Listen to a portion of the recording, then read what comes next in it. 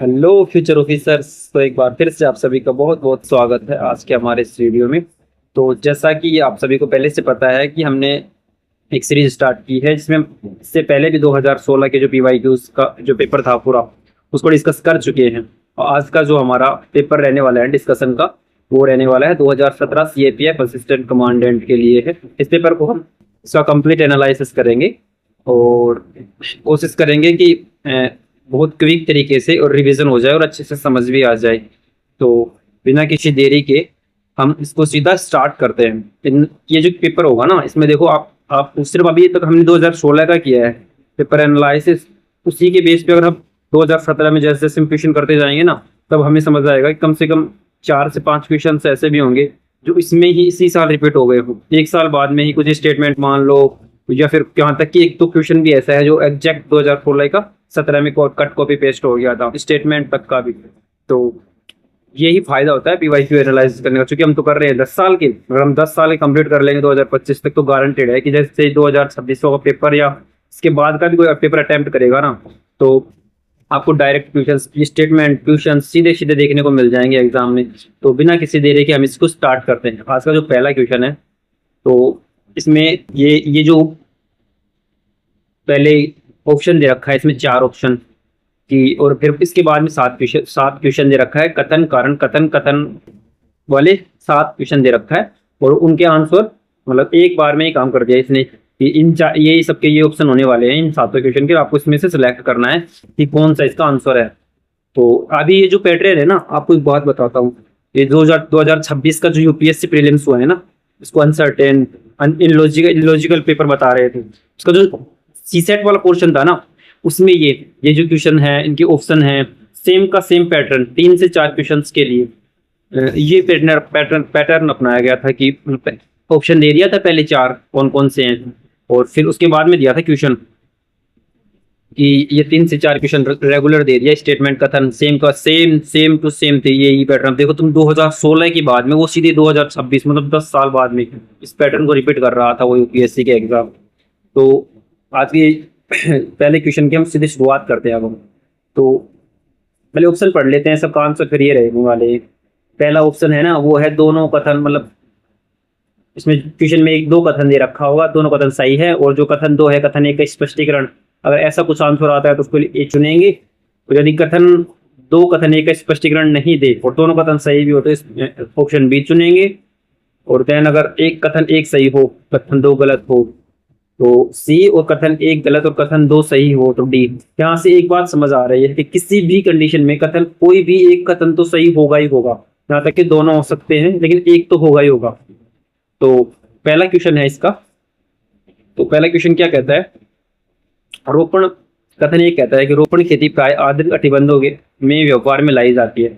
जो रोपण कृषि होती है ना जैसे चाय हो गई, कॉफी हो गई, गन्ना वगैरह वगैरह, तो इस तरीके की जो कृषि होती है ना उष्ण कटिबंधों में व्यवहार में लाई जाती है। कथन बिल्कुल सही है। दूसरा, आर्द्र कटिबंधों की मृदा अत्यधिक उर्वर होती है, ये स्टेटमेंट गलत है।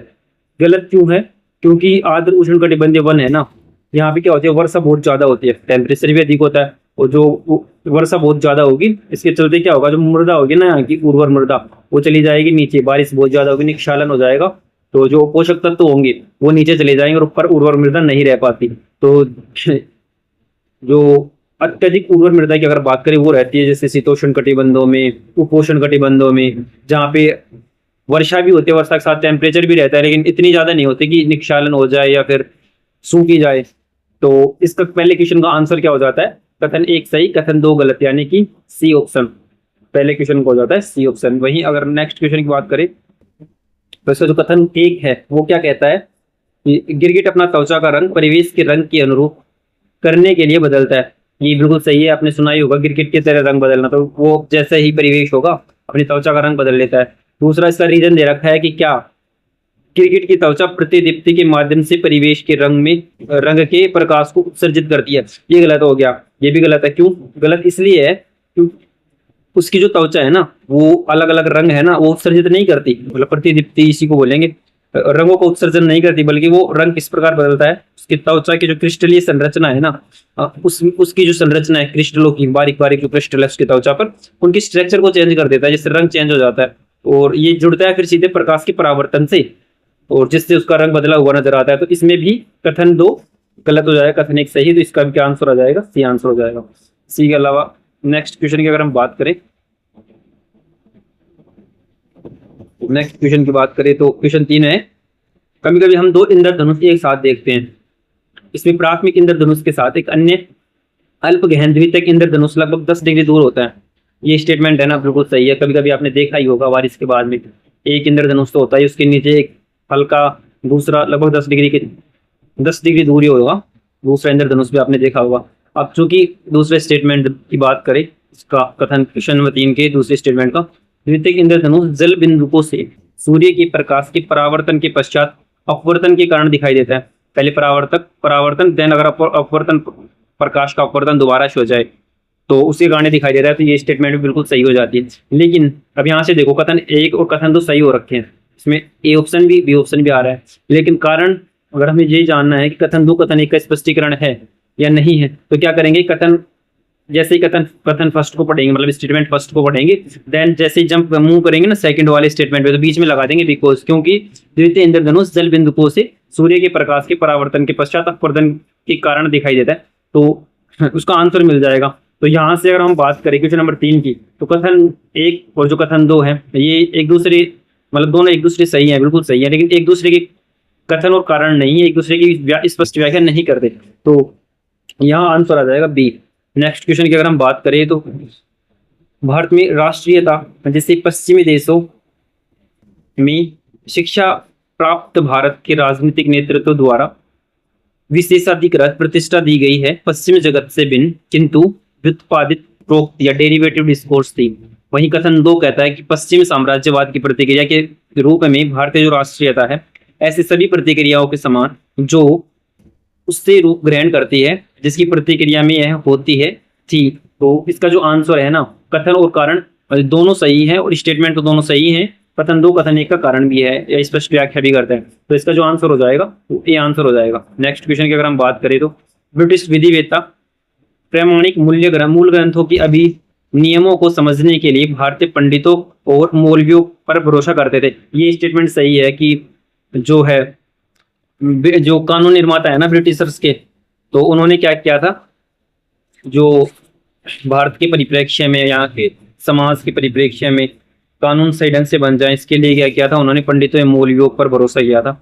और कथन 2 की बात करें तो ब्रिटिश सत्ता में 1783 में हिंदू कानूनों को और 1785 में मुस्लिम कानूनों को संहिताबद्ध किया था। ये गलत है। यहाँ पे देखो सीधे सीधे बात रखे, जो हिंदू कानून है ना उनको तो संहिताबद्ध किया गया था 1776 में, और जस्ट 2 साल बाद में हिंदू मुस्लिम जो है कानूनों को संहिताबद्ध किया गया 1778 में। तो स्टेटमेंट 2 गलत हो जाता है, स्टेटमेंट 1 सही, यानी सी आंसर हो जाएगा हमारा, वही सी आंसर। स्टेटमेंट 1 सही है, स्टेटमेंट 2 गलत हो जाएगा। इसके अलावा नेक्स्ट क्वेश्चन, छठे क्वेश्चन की अगर हम बात करें तो दादा भाई नौरोजी ने तर्क दिया कि जो कुछ बाहर अपव्यय हो रहा है वह संभावित अधिशेष था। हाँ, ड्रेनेज ऑफ वेल्थ की जो थ्योरी दी थी, poverty and un British rule of India, दादा भाई नौरोजी उनकी जो पुस्तक, उसमें तो यदि जिसे यदि भारत में निवेश किया जाता है तो भारत की आर्थिक विकास हो सकता है। वहीं कथन 2 की बात करें, ये स्टेटमेंट बिल्कुल सही लग रहा है। कथन 2 की बात करें, साम्राज्यवादियों का विश्वास था कि भारत को व्यापक पूंजीवादी विश्व बाजार में ले आया गया। मतलब जो साम्राज्यवादी थे, अंग्रेज मानते थे कि अब भारत को, मतलब उनकी इस तरह की नीति से भारत अब पूर्णतः जो पूंजीवादी विश्व है ना उसके बाजार में भारत को लाकर खड़ा कर दिया गया है, जो अपने आप में आधुनिकीकरण की ओर प्रगति करता था।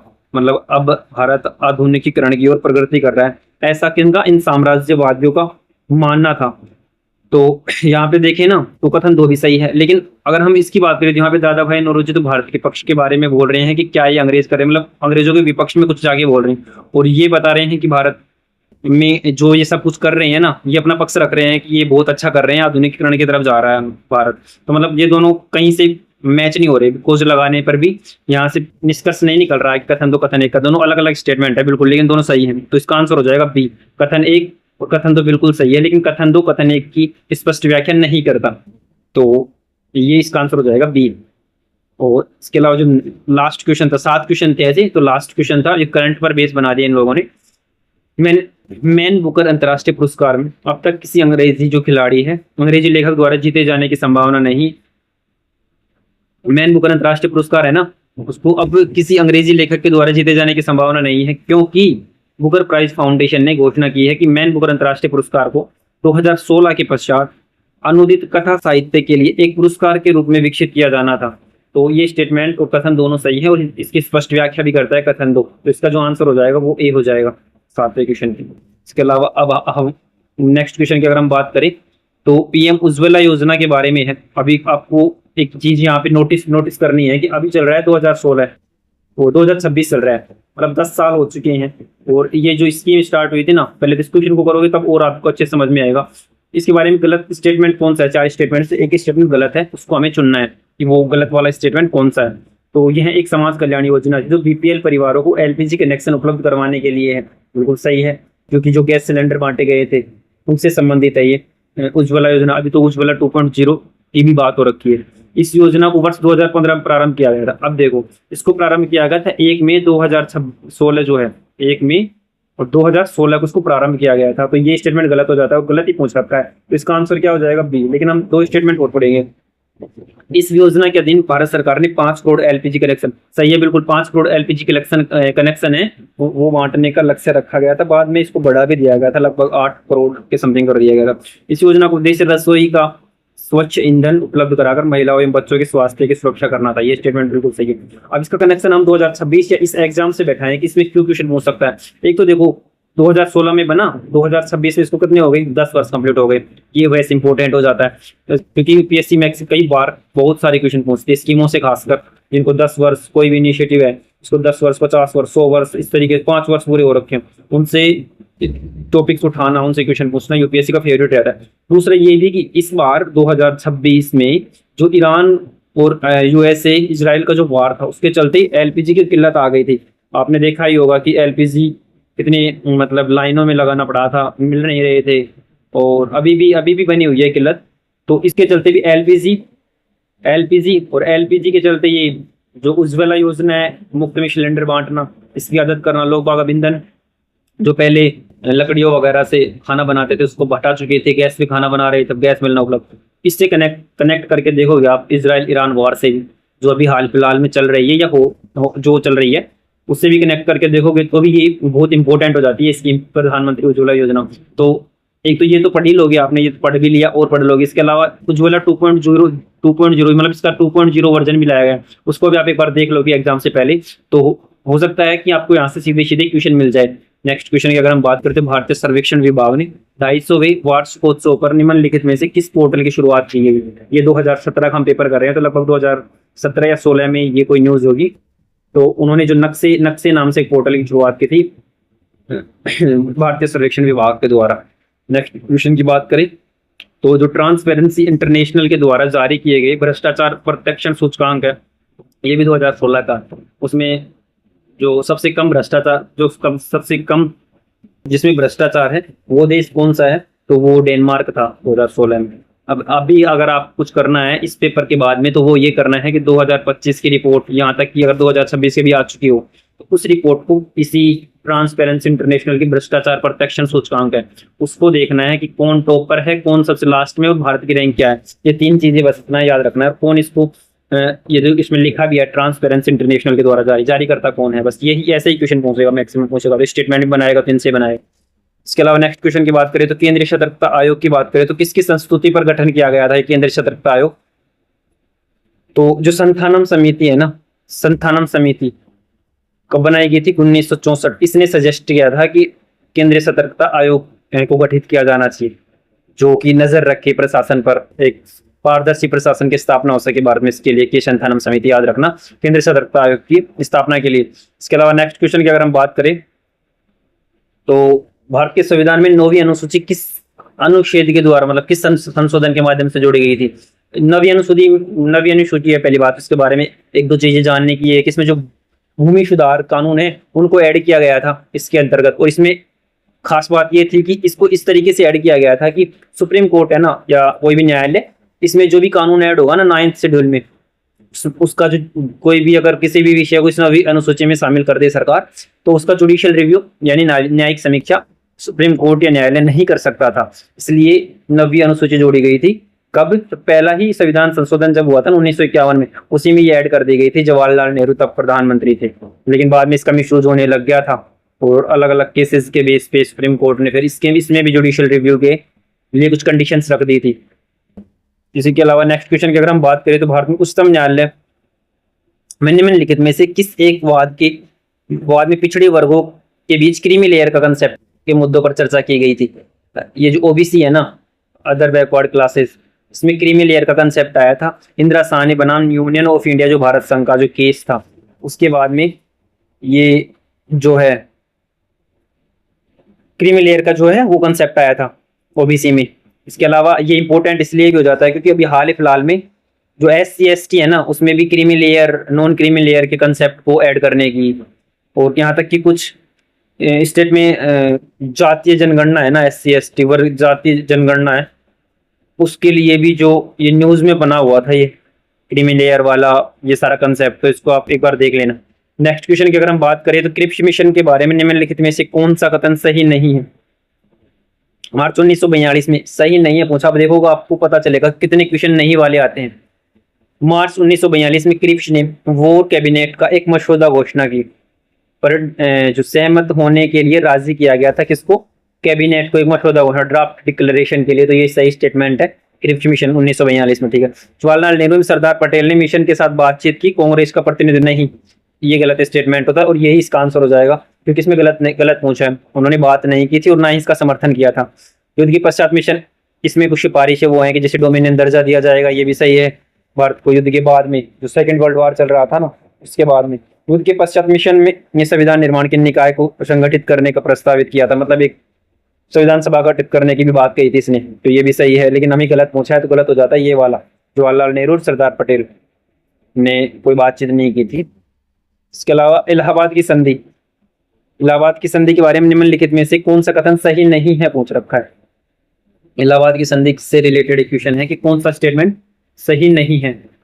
इसे 1765 में हस्ताक्षर किया गया था, ये बिल्कुल सही है। और मुगल सम्राट ने एक फरमान के द्वारा ईस्ट इंडिया कंपनी को बंगाल, उड़ीसा और बिहार की दीवानी औपचारिक अनुमति प्रदत्त की थी। मतलब जो बक्सर का युद्ध हुआ था ना 1764 में, उसके बाद में जो ये इलाहाबाद की संधि हुई थी, और इसके तहत मुगल सम्राट जो था उसने ये तीन जो बंगाल, उड़ीसा एवं जो बिहार है, इसके दीवानी का अधिकार किसको दे दिए थे? अंग्रेजों को दे दिए थे। वहीं नवाब है ना, उसको 50 लाख रुपए के भुगतान के पर अवध, मतलब अवध को वापसी लौटा दिया गया था। तो ये तीनों स्टेटमेंट सही है। लेकिन बनारस एवं आसपास का इलाका अवध से अलग करके आलम शाह को, मतलब जो उस टाइम पे जो मुगल सम्राट थे आलम शाह, उसको सौंप दिया गया था। ये गलत है क्योंकि बनारस और उसके आसपास का इलाका नहीं, कड़ा और इलाहाबाद, खुद इलाहाबाद उसी के नाम पे संधि भी है, कड़ा और इलाहाबाद का इलाका सौंपा गया था इसको। ये जो आलम शाह है, शाह आलम द्वितीय है, इसको इलाहाबाद की संधि के बाद। जो कि मॉडर्न इंडिया के बारे में हमारी मैंने एक सीरीज के वीडियो डाल रखे क्विक रिवीजन की, तो उसको भी आप फॉलो कर सकते हो, आपके हर एक क्वेश्चन का सॉल्यूशन होगा वहां पे। तो नेक्स्ट क्वेश्चन की अगर हम बात करें, में से कौन सा गांधी इरविन समझौते का उपबंध नहीं था? गांधी इरविन के बीच में जो 1931 में समझौता हुआ था, मार्च 1931 में, उसमें इन 4 स्टेटमेंट में से एक स्टेटमेंट ऐसा है जो उसमें नहीं कहा गया था। पहला, सविनय अवज्ञा आंदोलन 1930, सभी राजनीतिक कैदियों को तत्काल मुक्त करना, ये बिल्कुल सही है, ये मांग की गई थी। दूसरा, भारत के वित्तीय ऋण को पूरा करने के लिए मार्च 1931 में के समझौते के खंड 2 के तहत आरक्षण एवं रक्षोपायों की परिभाषित किया गया था, ये भी सही है। तीसरी स्टेटमेंट की अगर हम बात करें तो तृतीय पक्षों को पहले से ही बेची गई जब जमीन की वापसी, ये भी सही है। शोषित वर्गों के लिए 18% सीटों का आरक्षण, ये नहीं कहा गया था। उन्होंने शोषित वर्गों के लिए आरक्षण की बात बाद में की गई थी, जब पूना पैक्ट हुआ था ना गांधी और अंबेडकर के बीच में 1932 में, तब ये आरक्षण की बात हुई थी। इसमें ऐसी कोई बात नहीं कही गई थी क्योंकि सांप्रदायिकता चल रही थी उस टाइम पे, जो पार्लियामेंटों ने शुरू की थी, उसको लेकर कुछ डिस्कशन हुआ था। तो ये गलत हो जाता है। और इसमें पूछा क्या है? सही नहीं है पूछा है। 16वें क्वेश्चन में भी देखो सही नहीं है पूछा है, तो इसका आंसर क्या हो जाएगा? डी आंसर हो जाएगा। नेक्स्ट क्वेश्चन की अगर हम बात करें तो कथा साहित्य श्रेणी में वर्ष 2017 के लिए निम्नलिखित उपन्यासों में से किस एक ने पुलित्जर पुरस्कार जीता? 2017 करंट अफेयर का क्वेश्चन है, इतना इंपॉर्टेंट है नहीं, लेकिन अगर इसका आंसर आप जानने की इच्छुक हो तो द अंडरग्राउंड रेल रोड है वो इसका आंसर है। इसके अलावा निम्नलिखित में से काजीरंगा राष्ट्रीय उद्यान से होकर क्या नहीं गुजरता? नहीं पूछा है। देखो फिर भी काजीरंगा, देखो पिछले ही पेपर में आया था, काजीरंगा राष्ट्रीय उद्यान से संबंधित एक आया था, कहाँ पे है? असम में है। असम में है तो उसमें ब्रह्मपुत्र नदी भी गुजरती है। ठीक है, डिफ्लू नदी, ये डिफ्लू नदी राष्ट्रीय राजमार्ग 37 तो गुजरता है। और भारतीय रेलवे को, अरे ये रेलवे का पथ नहीं गुजरता, डिफ्लू नदी भी गुजरती है, ब्रह्मपुत्र नदी और राजमार्ग, इसका आंसर हो जाएगा डी, रेलवे का पथ ये काजीरंगा नेशनल पार्क से नहीं गुजरता। तो नेक्स्ट क्वेश्चन की अगर हम बात करें 19वें क्वेश्चन की, तो ये करंट का क्वेश्चन आएगा कि यूएस राष्ट्रपति ने 2017 में प्रशांत क्षेत्र में एक व्यापारिक संगठन से यूएस की वापसी के लिए एक अधिशासी आदेश पर हस्ताक्षर किए थे। निम्नलिखित में से उस संगठन को चिन्हित कीजिए, मतलब किस संगठन से बाहर निकलने की बात की थी, क्योंकि इस टाइम पे भी ये बहुत ज्यादा चर्चा में है कि ये जो डोनाल्ड ट्रंप है, जिस संगठन से इसको बाहर निकलने का मन होता है ना, उससे बाहर निकल देता है, जिससे इसके हित ना सदे ना, जहां भी इसको प्रॉफिट ना दिखे वहां से बाहर निकलने के लिए, वही टेंडेंसी देखो, वही टेंडेंसी यूएस की 2017 में चल रही थी। तो किससे ये बाहर निकले थे? ये निकले थे ट्रांस पैसिफिक जो पार्टनरशिप है ना, उससे ये बाहर निकले थे 2017 में। ना इंपॉर्टेंट अभी है नहीं 25-26 के याद रखने में। नेक्स्ट क्वेश्चन की अगर हम बात करें, क्वेश्चन नंबर 20, तो निम्नलिखित अधिनियमों में से किस एक में यह घोषणा की गई थी कि भारत के संविधान के भाग 3 में किसी भी उपबंध में संशोधन करने की कोई शक्ति संसद को नहीं है। तो क्योंकि जो गोलकनाथ बना स्टेट ऑफ पंजाब जो केस था ना, ये 1967 का केस था। इसमें कहा गया था कि मतलब सुप्रीम कोर्ट का एक केस, उसमें कहा गया है कि फंडामेंटल राइट्स है भाग 3 में, उनमें जो है संसद संशोधन नहीं कर सकती। लेकिन आगे चल के फिर क्या होता है, 24वां संविधान संशोधन आता है, और जो केशवानंद भारती केस आता है 1973, उसमें फंडामेंटल राइट में संशोधन करने के अधिकार दे दिए गए थे। लेकिन यहाँ पूछा है कि किसमें नहीं दिए गए थे, तो वो थे गोलकनाथ बनाम स्टेट ऑफ पंजाब केस। तो इसका आंसर हो जाएगा 20वें का बी क्वेश्चन, बी आंसर हो जाएगा 20वें क्वेश्चन का। इसके अलावा नेक्स्ट क्वेश्चन की अगर हम बात करें, तो निम्नलिखित में से कौन दल रहित लोकतंत्र की अवधारणा से संबंधित है? तो जयप्रकाश नारायण जी थे ना, जो समाजवादी अवधारणा संबंधित थी। ये इनका मानना था कि कोई भी लोकतंत्र सबसे ज्यादा सफल तब रहता है जब उसमें कोई दल वगैरह नहीं रहते हैं। तो जयप्रकाश नारायण इसका आंसर हो जाएगा, जो दल रहित लोकतंत्र की अवधारणा से संबंधित है। नेक्स्ट क्वेश्चन की अगर हम बात करें, क्वेश्चन नंबर 22 की, तो निम्नलिखित में से कौन भारत के संविधान के अनुच्छेद 263 के अधीन अंतर राज्य परिषद की स्थापना, ये देखो ये क्वेश्चन रिपीटेशन हो गया, हमने पिछले ही पेपर में किया था ये, कि भारत का राष्ट्रपति स्टेटमेंट दे रखा था उसमें, ये अंतरराज्यीय परिषदों का गठन कौन करता है, उसमें भी भारत की संसद का ही स्टेटमेंट दे रखा था। तो भारत के राष्ट्रपति के द्वारा आर्टिकल 263 के अधीन जो अंतरराज्यीय परिषद है ना, ये संवैधानिक निकाय होंगे, तो इनकी स्थापना के प्रावधान किए गए हैं राष्ट्रपति के अधीन। निम्नलिखित में से कौन सी नेहरू रिपोर्ट जो थी 1928 की, उसकी अनुशंसा नहीं थी, डोमिनियन का दर्जा था, 1928 की बात हो रखी। तो पृथक निर्वाचक मंडल, एकात्मक एवं लोकतांत्रिक केंद्र, ये भी था, व्यस्त मताधिकार की बात है, लेकिन पृथक निर्वाचक मंडल ऐसी कोई बात नहीं थी नेहरू रिपोर्ट में। तो 20 का आंसर हो जाएगा कि ये गलत है। इसके अलावा नेक्स्ट क्वेश्चन की अगर हम बात करें, तो 1859 का जो नील विद्रोह हुआ था ना, उसके बारे में निम्नलिखित में से कौन सा कथन सही है पूछ रखा है 1859 में। पहली बात, ये 1859 में हुआ था, और बंगाल की जो दिया जिला है ना, दिया जिला, वहां से शुरू हुआ था 1859 में ये जो विद्रोह है। और ये पुणे अहमदनगर, ये गलत हो गया, सही स्टेटमेंट हो गया, साहूकारों मनी लैंडर्स के विरुद्ध, गलत, जमींदारों के विरुद्ध हुआ था ये नील विद्रोह, अंग्रेजों के विरुद्ध भी हुआ था, जमींदारों एवं अंग्रेजों के विरुद्ध। वहीं बंगाल के बुद्धिजीवी, हाँ ये सही है बिल्कुल, जो बंगाल के मध्यम एवं जो बुद्धिजीवी वर्ग था ना, मतलब अमीर वर्ग, पढ़े लिखे वर्ग, उन्होंने इसको बढ़ावा दिया था। जो कई सारे, जैसे हिंदू पैट्रियोट होगा हरिश्चंद्र मुखर्जी का, और नील दर्पण होगा, नील दर्पण जो समाचार पत्र था दीनबंधु का, इन सभी में इसको बढ़ावा दिया गया था इस विद्रोह को। वहीं छोटे जमींदारों, बंगाल मालिकों, ये गलत हो जाएगा, के विरुद्ध संचालित नहीं किया गया था ये अंग्रेजों, और बड़े जमींदारों के विरुद्ध ये जो विद्रोह है ना, वो स्टार्ट किया गया था। नेक्स्ट क्वेश्चन की अगर हम बात करें 25वें क्वेश्चन की, तो भारत में अस्पृश्यता का उन्मूलन करने के लिए 1823 में कांग्रेस द्वारा निम्नलिखित में से कौन सा सक्रिय कदम उठाए गए थे? 1823 ये क्वेश्चन है ना, उसके द्वारा हटा दिया गया था, यूपीएससी के द्वारा। बताओ क्यों हटा दिया गया था? इसलिए हटा दिया गया था, देखो उसमें 1823 में कांग्रेस दे रखा है। कांग्रेस की स्थापना भी कब हुई थी? 1885 में हुई थी। 1823 में कांग्रेस कहाँ से आ गई? तो इसको हटा दिया गया था, इसको नहीं, मतलब इसका आंसर नहीं दिया गया, इसको हटा दिया गया था क्वेश्चन में से। नेक्स्ट क्वेश्चन की अगर हम बात करें, तो निम्नलिखित में से कौन सी एक नदी 1960 की सिंधु जल संधि के अधीन नहीं आती? 3 नदी जिनको पूर्वी नदी, और 3 नदी जिनको पश्चिमी नदी कहते हैं, ये 1960 की जो सिंधु जल संधि है ना, उसके अधीन आते हैं, क्योंकि ये 2026 और उसके बाद के एग्जामों के लिए इसलिए इंपॉर्टेंट हो जाता है, खासकर 2026 के लिए इसलिए क्योंकि इस संधि के लिए जो टाइम लाइन था ना वो 2026 था, और ये अब ये सस्पेंड हो चुकी है। अगर अब इसको पाकिस्तान और भारत मिलकर चाहें तो आगे के लिए बढ़ा सकते हैं, लेकिन अगर ये अभी तक तो ये है ना, इसकी टाइम जितने टाइम के लिए संधि की गई थी वो कंप्लीट हो चुकी है। जो ऊपर की 3 नदियां थी जिसको पश्चिमी नदी बोलते हैं, जिसमें आता है सिंधु, झेलम है और चेनाब है, और भारत के पक्ष में आते हैं रावी, व्यास और सतलज, ये 3 नदी है, ये इसको पूर्वी नदी बोलते हैं। तो इसमें जो तीस्ता नदी है इसकी कोई बात नहीं की गई है, तो यही आंसर हो जाएगा। इसके अलावा नेक्स्ट क्वेश्चन की अगर हम बात करें तो 27 और जो क्वेश्चन है, वर्ष 2017 में मूल भौतिकी में स्पेशल ब्रेकथ्रू प्राइज, वो क्वेश्चन करंट का हो गया। स्पेशल ब्रेक थ्रू जो प्राइज है ना, फिजिक्स की बात कर रहा है, फिजिक्स में किसको दिया गया था, किन्हें प्रदान किया गया था। तो ये जो प्राइज दिया गया था वो दिया गया था जोसेफ पोल्चिंस्की, एंड्रयूज स्ट्रांगमिंगर और कैमरून वफा, इस वफा को दिया गया था ये। तो 2017 का भी हमें अभी के लिए कोई इंपॉर्टेंट नहीं है, हम अभी के लिए हमारे लिए कुछ इस क्वेश्चन से इंपॉर्टेंट है, तो वो है जो स्पेशल ब्रेक थ्रू प्राइज है ना, वो हाल फिलहाल में किसको दिया गया, हम ये देख सकते हैं भौतिकी का। वहीं ये नेक्स्ट क्वेश्चन भी देखो, उस टाइम के गणितज्ञों में से किसी एबल प्राइज जो है वो दिया गया था, लेकिन अब इसको हम 2000 हमारे लिए ये रहेगा कि हम 2025 और 2026, या अगर हम आगे की एग्जाम दे रहे हैं तो उससे 1 साल या 2 साल पहले की हम ये पुरस्कार देख लें तो हमारे लिए यूजफुल होगा। ये दिया किसको गया था, उस टाइम की बात करें तो ये दिया गया था यरेस मेयर साहब को।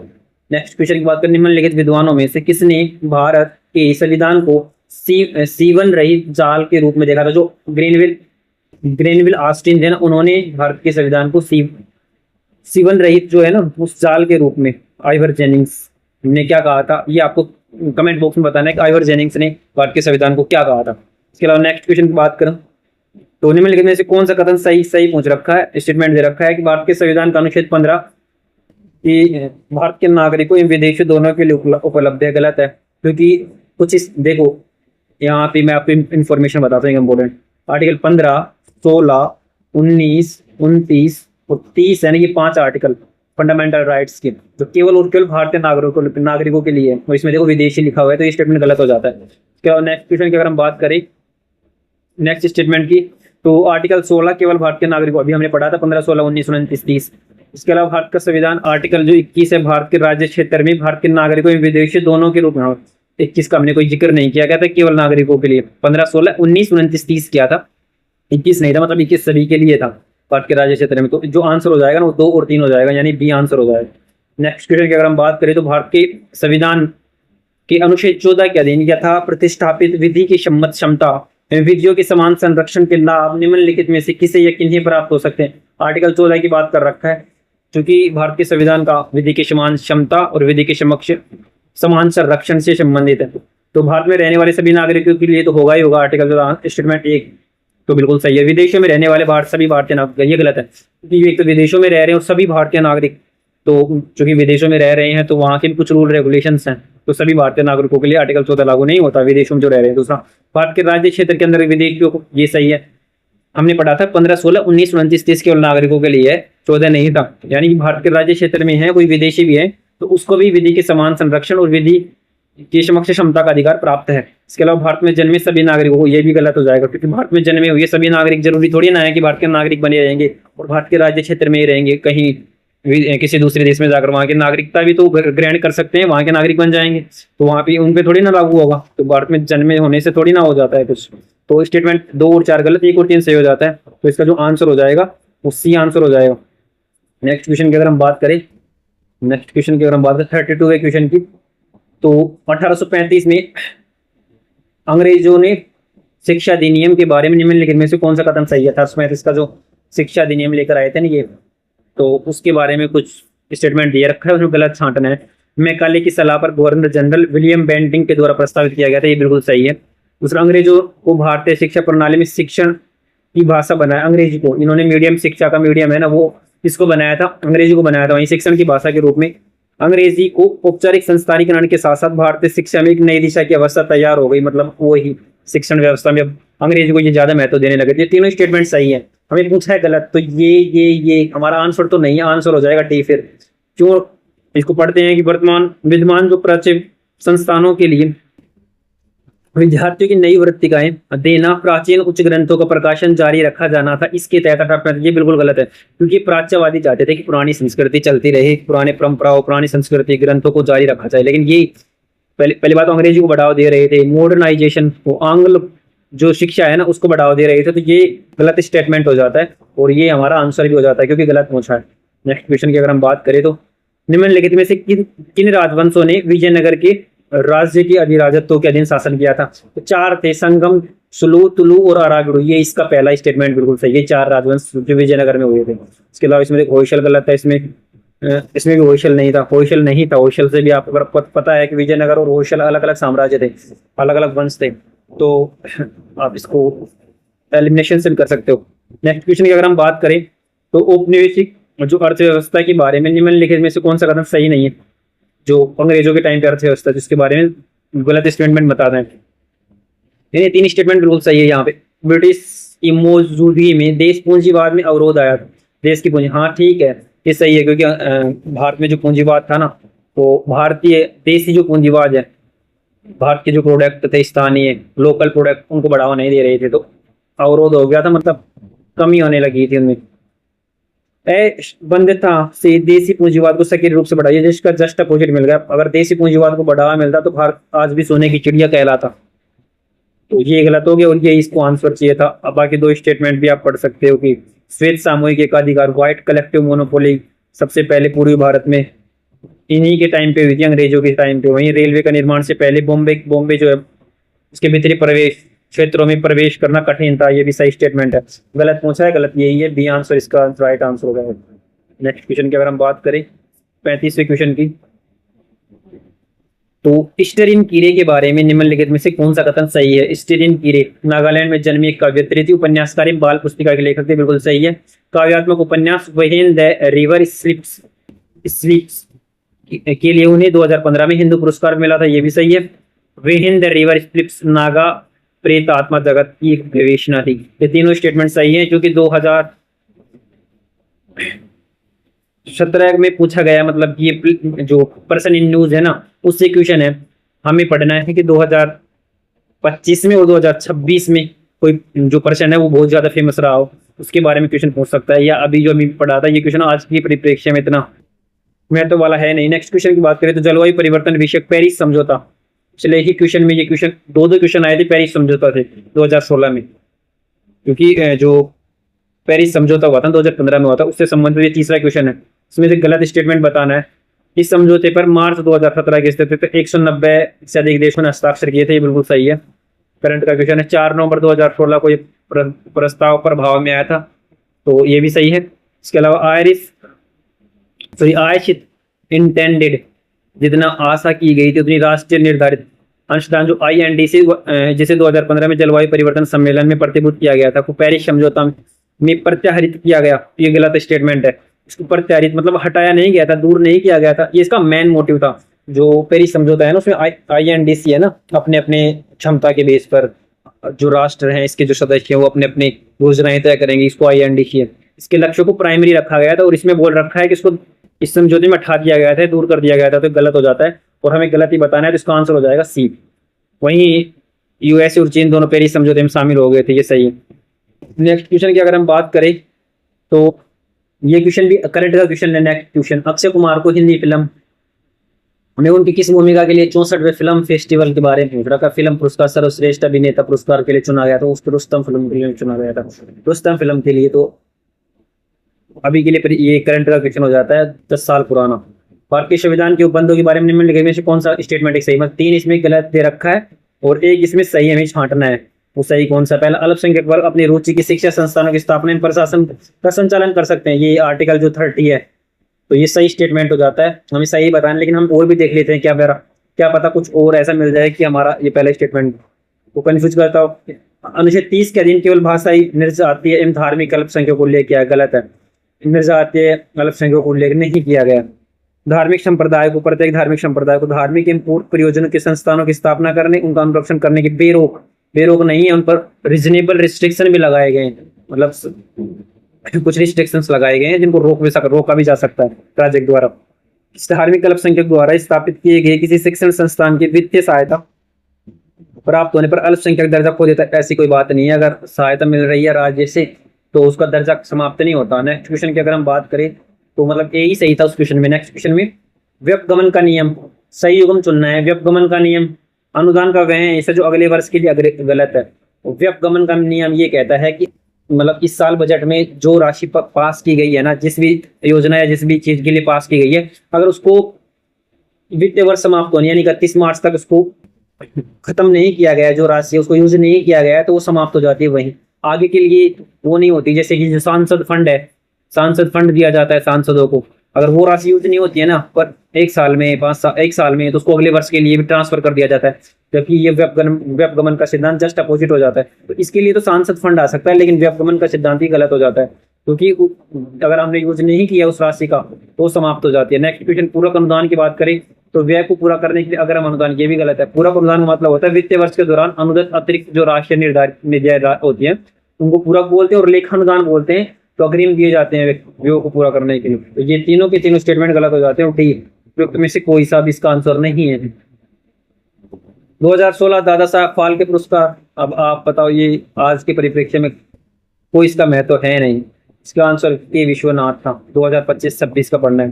25 का तो मिथुन चक्रवर्ती को मिला था, 2026 को दादा साहब फाल्के पुरस्कार है ना, वो किसको मिला था वो आपको बताना है कमेंट बॉक्स में। 2026 का किसको मिला है। नेक्स्ट क्वेश्चन की अगर हम बात करें तो निम्नलिखित में से किसके द्वारा भारत के लिए सेक्रेटरी ऑफ स्टेट का पद, भारत सचिव का जो पद है ना, वो अस्तित्व में आया था जब 1857 क्रांति के बाद में भारत सरकार अधिनियम 1858 लाया गया था। जो ब्रिटिश जो भारत है उसकी सारा जो कंट्रोल सीधे ताज के हाथों में चला गया था। उसके बाद में ये सेक्रेटरी ऑफ स्टेट भारत सचिव का पद 1858 के इस अधिनियम के तहत वो किया गया था। तो नेक्स्ट क्वेश्चन की अगर हम बात करें 42वें क्वेश्चन की, तो इसमें लेखक दे रखा है और पुस्तक दे रखा है, तो इसमें मिलाना है हमको, सही सम्मिलित करना है। हरमन कुलके की जो बुक है वो द स्टेट इन इंडिया है, और ब्रजू दयाल जो चट्टोपाध्याय है the making of early revival India 34 Peter Jackson की बात करें तो दिल्ली सल्तनत पॉलिटिकल मिलिट्री हिस्ट्री, देखो नाम से ही समझ में आ रहा है थोड़ा, पीटर जैक्सन और दिल्ली सल्तनत वगैरह वगैरह। सुनील कुमार ने द इमरजेंस ऑफ दिल्ली सल्तनत, ये मतलब 34-1 और 2 34-12 20 का राइट आंसर हो जाता है। नेक्स्ट क्वेश्चन की अगर हम बात करें तो वही अधिकारी दे रखा है, तो उनके द्वारा धारित पद कौन से थे, तो जो अंतर्वंशिका है ना वो महलों की रक्षक, और जो समाहर्त्री होता है समाहर्त्री हो जाएगा, वो हो जाएगा राजस्व का प्रधान, और सन्निधात्री को कोषाध्यक्ष बोलेंगे, और संस्थाध्यक्ष हो जाएगा बाजार अधीक्षक। यानी कि जो राइट आंसर हो जाएगा वो हो जाएगा 2 3 4 1 23-41 की बात करें 23-41 बी आंसर हो जाएगा 43वें क्वेश्चन। नेक्स्ट क्वेश्चन की अगर हम बात करें तो भूमंडलीकरण जो ग्लोबलाइजेशन है ना, उसके बारे में निम्नलिखित में से किसके अंतर्गत सर्वाधिक उचित रूप में अर्थ मतलब भूमंडलीकरण से संबंधित क्वेश्चन है, और हमें बताना है कि इन चारों स्टेटमेंट में से सही कौन कौन से। यह विश्व के 2 या 2 से अधिक राज्यों के बीच में बाह्य संबंधों को संचालन के बारे में गलत है, क्योंकि केवल 2 या 2 से अधिक राज्यों के नहीं, पूरे विश्व भर को जोड़ता है। किससे, जैसे भारत में 1991 उदारीकरण लागू हुआ था, भूमंडलीकरण लागू हुआ था, तो उसमें भारत को पूरे विश्व के लिए खोल दिया गया था, केवल ना कि किसी 1-2 राज्यों के लिए। तो ये एक गलत हो जाता है। अगर एक गलत हो जाता है, इसके अलावा यह राज्यों को परे रखते हुए विश्वव्यापी सामाजिक संबंधों, ये देखो विश्वव्यापी वही बात होगी, हमने पढ़ा था अभी, जो लोगों को प्रभावित करने वाले वैश्विक जोखिमों के बारे में राज्य क्षेत्रीयता से परे विचारों को निर्दिष्टित करता है, ये भी सही है। इसमें अधिराज्य शासन की आकांक्षी दृष्टि सन्निहित होती है, तो इसका जो राइट आंसर हो जाएगा ना वो जाएगा इसका सी आंसर हो जाएगा, यानी 2 3 और 4 इसका राइट आंसर हो जाएगा। नेक्स्ट क्वेश्चन की अगर हम बात करें वो ही देखो फिर गोल्डमैन पर्यावरण पुरस्कार आप देख लेना 2026 के परिप्रेक्ष्य में, इसमें जो आंसर है प्रफुल्ल समंत्राणा। नेक्स्ट क्वेश्चन की बात करें पद्म श्री सुदर्शन पटनायक किसके लिए विख्यात थे, तो ये जो थे ये सैंड आर्टिस्ट थे, बालू का कलाकार थे, इसके लिए प्रेषित थे, पद्म श्री मिला था 46वें क्वेश्चन में, तो डी आंसर हो जाता है। इसके अलावा नेक्स्ट क्वेश्चन की अगर हम बात करें तो संसद में बजट के पारित होने से विभिन्न चरणों का सही अनुक्रम निम्नलिखित में से कौन सा है, तो पहले बजट की प्रस्तुति होती है, फिर उप समितियों द्वारा जांच की जाती है, 1-2 तो बिल्कुल सही है, इसके बाद फिर विनियोग विधेयक पारित होता है, और अंत में वित्तीय विधेयक पारित होता है 4-3, यही इसका राइट आंसर हो जाएगा 47वें क्वेश्चन का। नेक्स्ट क्वेश्चन की अगर हम बात करें तो निम्नलिखित में से किस एक राज्य की सरकार ने केंद्र राज्य संबंधों के अध्ययन के लिए राजमन्ना, ये देखो ये क्वेश्चन रिपीटेशन हो गया, स्टेटमेंट पिछले ही 2016 में पढ़ा था हमने, तमिलनाडु सरकार राजमन्नार समिति केंद्र राज्य संबंधों पर। निम्नलिखित में से कौन सा धर आयोग का निर्देश है? तो धर आयोग क्यों बनाया गया था? जो है ये बनाया गया संस्तुति देने के लिए क्या राज्यों का पुनर्गठन भाषाई आधार पर किया जा सकता है, तो इसका यही आंसर है, भाषाई आधारों पर। एस के धर इसके अध्यक्ष बने थे। चलो नेक्स्ट क्वेश्चन की अगर हम बात करें तो मिडाइवल से क्वेश्चन है, खालिसा भूमि कौन सा, एक मतलब 3 सही है, एक गलत है, वो हमें बताना है। खालिसा भूमि जिसका राजस्व सीधे डायरेक्ट जाता था सुल्तान के खाते में, तो राजस्व कोष में सीधा जाता, तो ये सही हो जाता है, ये आंसर नहीं है। मोजा विद्रोही राज्य क्षेत्र, ये गलत है। विद्रोही राज्य क्षेत्र को उस टाइम पे मवास बोलते थे, मैवास। इसके अलावा मोजा क्या होती थी? गांव का एक छोटा इकाई होती थी ना, उसको मोजा बोलते थे, तो ये गलत हो जाता है और यही हमें आंसर मिल जाएगा, गलत पूछा है। इमाम, विद्वानों एवं धार्मिक नामों को जो इनाम दी जाती थी, जो भूमि मिलती थी, वो जागीर होती थी मनसबदारों को वेतन के बदले में। तो मोजा और विद्रोही राज्य क्षेत्र ये सम्मिलित नहीं है। निम्नलिखित में इमारतों में से किस एक में पहली मौजूदा मेहराब, सही मेहराब जैसे ट्रू आर्क है, वो पाई गई थी? अब देखो 2016 का पेपर जब हमने कल डिस्कस किया था, तो उसमें सजदाओं बेबोस जो थे उनके बारे में बताया गया था कि वो किससे संबंधित थी, वो बलबन के बारे में। और तो उसके नेक्स्ट ही अगले ही साल देखो बलबन के मेहराब के बारे में, ट्रू आर्क के बारे में क्वेश्चन आ गया। इसका आंसर सी हो जाएगा, सुल्तान बलबन का मकबरा में ये बात कही गई थी। निम्नलिखित में से कौन सा कथन सही नहीं है? सही नहीं है, सही नहीं है पूछ रहा है, मतलब 3 स्टेटमेंट इसमें सही है और एक गलत है, वो हमें वो छांटना है। तो सरक काई अलाउद्दीन खिलजी का एक मंत्री था, ये बिल्कुल सही है। फैसलिन तुगलक के दिन जो मुक्तियों को यह चेतावनी दी गई थी कि अपने किसी अधिकारी के साथ उनके वेतन से अधिक ऊपर ली गई छोटी राशि के लिए दुर्व्यवहार न करें, तो ये भी सही है।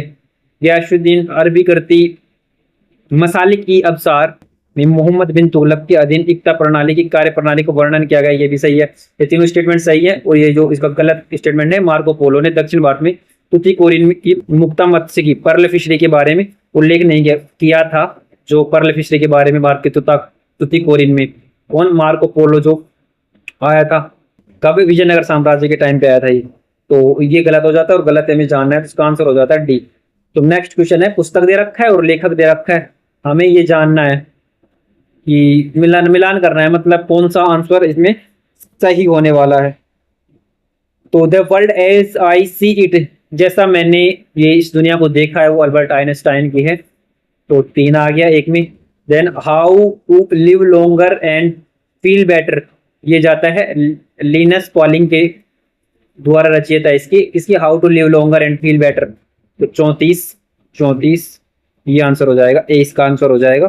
53वे क्वेश्चन का, या जो थ्योरी ऑफ एवरीथिंग, तो ये स्टीफन जो हॉकिंस है उसकी है, और इंडोमिटेबल स्पिरिट है, वो एपीजे अब्दुल कलाम साहब की है, भारतीय पूर्व राष्ट्रपति वैज्ञानिक, पटना जो आपको याद होगा, मिसाइल मैन। तो ए आंसर हो जाएगा इसका। नेक्स्ट क्वेश्चन की अगर हम बात करें तो निम्नलिखित में से, ये देखो करंट अफेयर के क्वेश्चन आ गए। 1 अप्रैल 2017 में से वैध भुगतान पद्धति के रूप में बिटकॉइन को आधिकारिक औपचारिक रूप से मान्यता जापान ने दी थी। नेक्स्ट क्वेश्चन की अगर हम बात करें तो निम्नलिखित परिच्छेद पर विचार कीजिए, मतलब एक पर्सन इन न्यूज से संबंधित है, 2017 में उसकी मृत्यु हुई थी और 1932 में उनका जन्म हुआ था। तो इसको पढ़ के हमें आंसर देना था। तो आज के परिप्रेक्ष्य में तो ये बैठेगा नहीं, ये क्वेश्चन तो बैठना नहीं है, क्योंकि 2017 में मृत्यु की और 2017 में क्वेश्चन पूछा था। तो इसका तो जो क्वेश्चन है उसका आंसर तो है जो किशोरी अमोनकर है, किशोरी अमोनकर सी जो आंसर है वो इसका आंसर था। इस पैसेज को आप पढ़ लेना अगर आपको लगता है कि ये इंपॉर्टेंट है। बल्कि अगर हमारे लिए कुछ इस क्वेश्चन से हम निकाल सकते हैं तो पर्सन इन न्यूज में किन किन मतलब ऐसे फेमस लोगों की जो मृत्यु हुई है वो हम पढ़ सकते हैं 2025 और 2026 में। वहीं देखो ये विजय हजारे ट्रॉफी 2017 के विजेता, क्यों याद रखना है हमें? अब हम 2025 या 2026 में कौन विजेता रहे हैं वो हमें याद रखना है। तो उसको हम देखेंगे वन शॉट जो हमारा स्पोर्ट्स में वीडियो आएगा उसमें हम इसको सारा कवर कर लेंगे। नेक्स्ट क्वेश्चन की बात करें तो सोचिए, एक साइड में समितियां दे रखा है और दूसरा उससे संबंधित विषय कौन से हैं वो दे रखा है। तो रंगराजन समिति है वो तो है पब्लिक सेक्टर एंटरप्राइजेस से संबंधित, और आपने मल्होत्रा जो समिति हो गई जो कि बीमा सुधार से संबंधित तो है ही।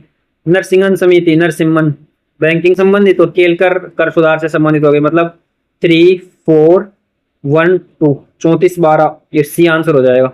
नेक्स्ट क्वेश्चन की अगर हम बात करें, भारतीय अर्थव्यवस्था इकोनॉमिक्स के क्वेश्चन चल रहे हैं। भारतीय अर्थव्यवस्था में किन क्षेत्रों को कृषि कृषि आती है प्राथमिक में, क्रम से और बोला का पहले प्राथमिक आ जाएगा, ये गलत ये गलत ये गलत, ये आंसर आ जाएगा, सेवाई तृतीयक में आ जाएगी, ये आंसर आ जाएगा। नेक्स्ट क्वेश्चन की अगर हम बात करें, द्वितीयक में विनिर्माण आता है, ये आपको याद रखना है। चतुर्थक में वो क्षेत्र चतुर्थक में आता है जैसे जो व्हाइट कॉलर जॉब्स हो गई, अच्छे अच्छे बड़े बड़े वे जो संदर्भ शोध अनुसंधान करते हैं वो इसमें आते हैं।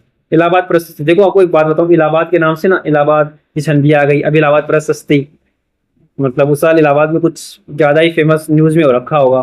तो किसके बारे में गुप्त साम्राज्य संबंधित है, जो समुद्रगुप्त है ना, उसके पर्याप्त प्रशस्ति, उसके बारे में गुप्त साम्राज्य के विविध राजनीतिक संबंधों के जटिल जाल के अधिकेंद्र के रूप में स्पष्ट प्रस्तुत कर रहा है। पहले में ही हमको आंसर मिल रहा है गुप्त साम्राज्य संबंधित है।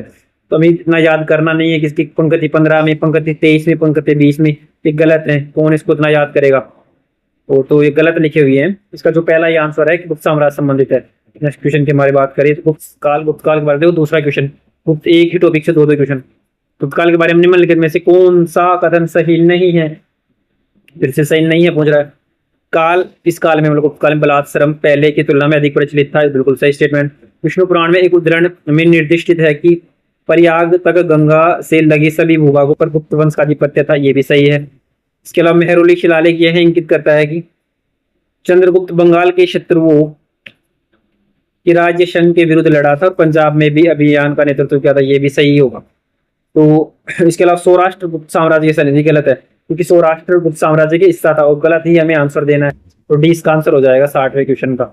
नेक्स्ट क्वेश्चन की अगर हम बात करें तो सुकन्या समृद्धि स्कीम के बारे में है, निम्नलिखित में से कौन सा कथन सही है। इसमें गलत स्टेटमेंट पूछा है। तो इसमें जो पहले तो ये 10 वर्ष की आयु तक की लड़कियों के माता पिता ही अपनी बेटियों के नाम से खाता खोल सकते हैं, ये सही है। 80% 80C जो है अंशदान अधिनियम, उसके तहत कर लाभों के लिए स्वीकार्य, दोनों स्टेटमेंट इसमें सही दिए। और इस पर प्राप्त किए गए जो लाभ है ना, उस पर मतलब 1500 रुपए तक की छूट है ब्याज में प्रति वर्ष, तो ये गलत है, क्योंकि कोई भी इसमें कोई 1500 रुपए की लिमिट नहीं है। इसमें किसी प्रकार को कोई ब्याज कर नहीं लगता, आपका जो प्रॉफिट होता है ना वो आपको सब कुछ मिल जाता है। तो ये गलत हो जाता है और गलत हमें पूछा है, तो सी आंसर हो जाएगा। 1.5 लाख रुपए तक का मैक्सिमम निवेश किया जा सकता है, ये सही स्टेटमेंट है। नेक्स्ट क्वेश्चन की अगर हम बात करें तो निम्नलिखित में से वे सुधार कौन से जिन्हें बजट 2017-18 में लाया गया था। क्योंकि अगर आप एक नजर में हम देखें ना तो ये बजट 2017-18 करंट का क्वेश्चन है, लेकिन आज भी ये बेसिक मतलब ये हो जाता है ना कि पहले करंट आता है फिर वो स्टैटिक में कन्वर्ट हो जाता है, उस तरीके का क्वेश्चन है। बजट की प्रस्तुति अग्रिम मतलब पहले जो बजट की प्रस्तुति की गई जाती थी उसकी डेट चेंज कर दी गई थी और अब 1 फरवरी की गई, ताकि वित्तीय वर्ष की शुरुआत में मंत्रालय सभी क्रियाकलापों को संचालित कर सके।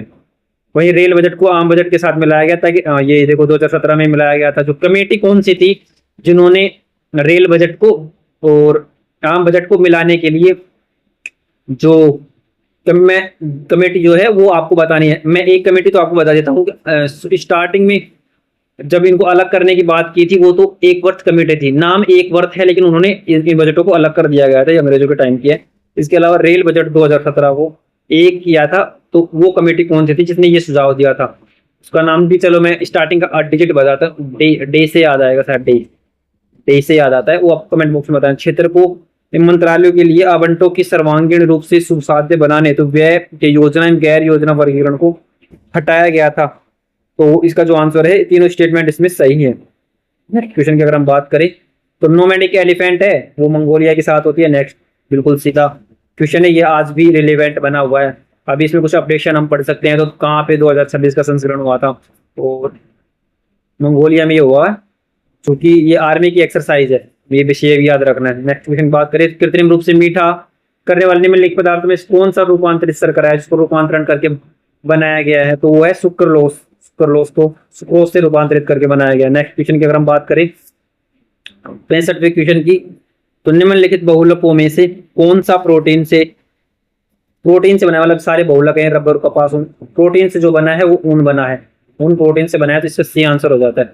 नेक्स्ट क्वेश्चन की बात करें तो पारे से और नाइट्रेट के संदूषित जल का उपयोग से निम्नलिखित में से कौन सा रोग होता है। पारे से तो होता है, देखो मीनामाता रोग होता है ना वो पारे से होता है, और ब्लू बेबी सिंड्रोम होता है वो नाइट्रेट से होता है, तो सी इसका आंसर हो जाता है। ये यूपीएससी सीएससी में भी कई बार क्वेश्चन ही पूछा हुआ है, सीधा पूछ सकता है कि नाइट्रेट से ब्लू बेबी सिंड्रोम किससे हुआ है। इसके अलावा आर्सेनिक से कौन सा रोग होता है, ये भी हमने क्वेश्चंस में कई बार डिस्कस किया था सीएससी के। निम्नलिखित वर्ष 1984 में निम्नलिखित में से कौन सी गैस रिसाव मतलब भोपाल गैस त्रासदी के लिए जो जिम्मेदार थे ना, वो मिथाइल आइसोसाइनाइड गैस थी। ये 1984 का है और जो गैस है वो मिथाइल आइसोसाइनाइड। इसके अलावा अब नेक्स्ट क्वेश्चन है 68 से, ये क्वांटिटी क्वेश्चन आ गए वही रीजनिंग मैथ के। तो इसको भी हम पिछले जो ईयर का जो पेपर डिस्कशन किया था ना, उसमें जो सीरीज की हमने बात की थी उसी में कि ये जो क्वांट के मैथ के और रीजनिंग के जो क्वेश्चन होंगे ना, मैथ्स और रीजनिंग के, इनके लिए जैसे हमारे 2025 तक के हम क्वेश्चन कंप्लीट कर लेंगे ना, तो उसके बाद में अलग सीरीज चलाएंगे जिनमें मैथ्स के और रीजनिंग के अलग अलग, क्योंकि अभी यहाँ पे देखो वीडियो की लेंथ बहुत ज्यादा हो जाएगी और अच्छे से डिस्कस भी करेंगे तो मतलब बहुत लंबा वीडियो हो जाएगा। तो इसको हम जीएस और मतलब मैथ और रीजनिंग को अलग रखते हैं, जीएस स्पेसिफिक इसको रखते हैं, सामान्य विज्ञान से संबंधित जीएस से संबंधित इसको रखते हैं। तो इन सारे क्वेश्चंस को जो मैथ रीजनिंग के हैं वो किस में करेंगे, मैंने पहले भी बताया तो अब फिर से बता रहा हूँ कि हम दोबारा से एक सीरीज स्टार्ट करेंगे। इसको कंप्लीट होने के बाद इसमें मैथ रीजनिंग को अलग से कर लेंगे, तो आप उसको फॉलो कर सकते हैं। अभी के लिए मैं आपको क्वेश्चन दिखा रहा हूँ और उसका आंसर बता रहा हूँ, आप खुद से भी प्रैक्टिस करेंगे और जब मैं तो सॉल्यूशन कराऊंगा तब और आपको कंटेस्ट हो जाएंगे। तो जो 68वां क्वेश्चन है इसका आंसर हो जाता है डी। 69वें क्वेश्चन का भी आंसर जो यूपीएससी ने माना है एक क्वेश्चन है वो क्या, आप इसको देख सकते हो वीडियो रोक के और सॉल्यूशन कर सकते हो। इसका आंसर भी डी आने वाला है, इसका आंसर भी डी। और 69वां जो क्वेश्चन है, सॉरी 68 और 69 दोनों में डी आंसर था। 70वां क्वेश्चन है, 70वां क्वेश्चन है, उसका आंसर भी डी आंसर आएगा। और 71वां क्वेश्चन की बात करें तो 71वां क्वेश्चन तो जीएस का है, हमें करना ही है। एक तरफ जल विद्युत परियोजना दे रखा है, एक उसकी सूची दे रखा है और मिलान है हमको। चलो मैथन परियोजना है ना, सीधी सी बात है, बराकर जो नदी है ना उस पर बनी है मैथन परियोजना। सलाल चेनाब पिछले ही क्वेश्चन में हमने पढ़ा था, ये पिछले ही पेपर डिस्कशन में पढ़ा था। सलाल परियोजना, दुलहस्ती परियोजना, ये सारी चेनाब नदी पर है। इसके अलावा राणा प्रताप सागर चंबल पर और टिहरी भागीरथी नदी पर हो जाती है। तो ये जो टोटल मिलने का हो जाता है सीक्वेंस 3 4 1 और 2 34 12, इसमें भी देखो 34 12, तो डी आंसर इसका सही आंसर हो जाता है। इसके अलावा नेक्स्ट क्वेश्चन की अगर बात करें तो वही सूची वाला क्वेश्चन है। एक साइड में वनस्पति दे रखा है, एक साइड में क्षेत्र दे रखा है। चैपरल जो पाई जाती है ना उत्तरी अमेरिका में पाई जाती है, बिल्कुल सही है। माँ की दक्षिण यूरोप में, बिल्कुल सही है। फिनबोस दक्षिण अफ्रीका, फिनबोस सही है ये भी। और माले जो स्क्रब्स है इसको मैलीगुलम भी बोलते हैं, मैलीगुलम, ये भी ऑस्ट्रेलिया में पाई जाती है। तो इसका पहला ही आंसर सही है, 1 2 3 4 बिल्कुल सही सम्मिलित किए गए। नेक्स्ट क्वेश्चन की अगर बात करें तो निम्नलिखित में से भारत में निम्नलिखित में से कौन से टाइगर रिजर्व को बाघ अभ्यारण्य का अपना आधिकारिक शुभंकर भूरसिंह बारासिंगा भूरसिंह बारासिंगा है आधिकारिक शुभंकर। वो कान्हा जो टाइगर रिजर्व है मध्य प्रदेश में है और उसका ही ये जो है आधिकारिक शुभंकर है भूरसिंह बारासिंगा। नामेरी कहाँ है ये आपको बताना है। रणथंबोर है, ये मैं बता दूं राजस्थान में, और पन्ना भी मध्य प्रदेश में। नामेरी जो टाइगर रिजर्व हो वो कहाँ पे है, कमेंट बॉक्स में कमेंट करके आपको बताना है। नेक्स्ट क्वेश्चन में पर हम बात करें तो पत्तियों या पत्तों में हरे वर्णक में निम्नलिखित में से कौन सा तत्व विद्यमान होता है। क्योंकि क्लोरोफिल पे ध्यान जाए, क्लोरोफिल तो होता ही है, इसके अलावा मैग्नीशियम भी होता है, तो आंसर ए इसका सही आंसर हो जाता है। नेक्स्ट क्वेश्चन की अगर हम बात करें 75वें क्वेश्चन की अगर हम बात करें तो गलत क्वेश्चन बताना, गलत स्टेटमेंट कौन सा है कार्बनिक खेती के संबंध में वो बताना है। कार्बनिक खेती, पहले तो अनुवांशिक रूप से बीज रूपांतरित बीजों का उपयोग इसमें नहीं करते, नेचुरल खेती की तरह करते हैं कार्बनिक खेती को। तो खाद है, देसी खाद, उसका उपयोग करेंगे। संश्लिष्ट पीड़कनाशी उर्वरकों का उपयोग भी नहीं करते, बिल्कुल सही है। रासायनिक हम कुछ भी यूज नहीं करेंगे। इसके अलावा न्यूनतम फसल चक्र, गलत, ये गलत हो जाता है क्योंकि न्यूनतम फसल चक्र नहीं है। एक तो सघन कृषि भी की जाती है और बार बार भी की जाती है। इसके अलावा पारिस्थितिक संरक्षण पद्धति, हाँ इसमें प्रदूषण वगैरह बहुत कम फैलता है, बहुत ही नगण्य फैलता है, ये सही है। गलत पूछा है तो ये न्यूनतम फसल संरक्षण चक्र, फसल चक्र जो कार्बनिक खेती है वो ये नहीं है। तो डी सी जो आंसर है वो इसका राइट आंसर हो जाता है। नेक्स्ट क्वेश्चन की अगर हम बात करें तो 76वां जो क्वेश्चन है, तो वायु में नमी की मात्रा को मापने के लिए हाइग्रोमीटर है। ये आपको बेसिक सा क्वेश्चन है, विज्ञान से संबंधित है। और कांसा मिश्र धातु से होता है, यदि हम कॉपर या तांबे में क्या मिला दे, टिन मिला दे तो क्या बनता है, कांसा बनता है। तो ये क्वेश्चन का आंसर सी हो जाएगा। नेक्स्ट क्वेश्चन की अगर हम बात करें तो वही क्वांट का क्वेश्चन आ गया 78वां क्वेश्चन। मैं इसका आंसर बता देता हूँ आपको, एक आंसर रहेगा इसका, ये आंसर 78 में रहने वाला है। 79वां जो क्वेश्चन है उसका आंसर हो जाएगा बी। आप सॉल्यूशन कर सकते हैं। आपकी स्क्रीन पर एक क्वेश्चन है, रोक कर भी, स्क्रीनशॉट लेकर भी, और इसका आंसर भी बी आएगा आंसर। ये जो मैं आंसर बता रहा हूँ, ये ऑफिशियल जो आंसर की है ना, यूपीएससी ने जारी की थी, उनके बेस पर मैं सारे आंसर बता रहा हूँ। इसके अलावा 81वां क्वेश्चन है, नेक्स्ट जो क्वेश्चन है वो एक साइड में तो दे रखा है, एक आइलैंड का दे रखा है, और किस समुद्र में, किस महासागर में, वो दे रखा है साइप्रस, भूमध्य सागर में है। बिल्कुल सही है। साइप्रस और इटली के बीच में विवाद का विषय, जैसे जम्मू कश्मीर भारत पाकिस्तान के बीच में विवादित रहता है, उसी प्रकार से। इसके अलावा जो फॉकलैंड है वो अटलांटिक महासागर में है। हाँ, अटलांटिक महासागर में ही है, जो यूएसए होता है ना, जो यूएसए है, जैसे यूएसए होगा इस साइड में फॉकलैंड, और ये ब्राजील वगैरह, तो ये भी सही है, अटलांटिक महासागर है, अटलांटिक महासागर में ही है ये। इसके अलावा चागोस आइलैंड उत्तरी पथ, गलत, चागोस आइलैंड हिंद महासागर में है, जो हिंद महासागर है ना उसमें है चागोस आइलैंड, और यहीं ये जो इक्लास कोकोस या कोकोस जो आइलैंड है वो हिंद महासागर में। तो ये तीनों सही है। बी जो चागोस आइलैंड है उत्तरी प्रशांत महासागर में नहीं है। तो 81वें क्वेश्चन का जो आंसर हो जाएगा ये हो जाएगा सी। गलत पूछ रखा है, गलत इसका जगह आएगा हिंद महासागर आएगा। नेक्स्ट क्वेश्चन की बात करें, एक साइड में खनिज और उसकी खान कहाँ पे है। स्वर्ण की याद करोगे ना तो हट्टी याद रखना, स्वर्ण की हट्टी। जावर जिंक जस्ता के लिए। इसके अलावा देखो 34 आ गया फिर से, बार बार देखो 34, और देखो 34, तो इसका आंसर भी मिल गया सी 21।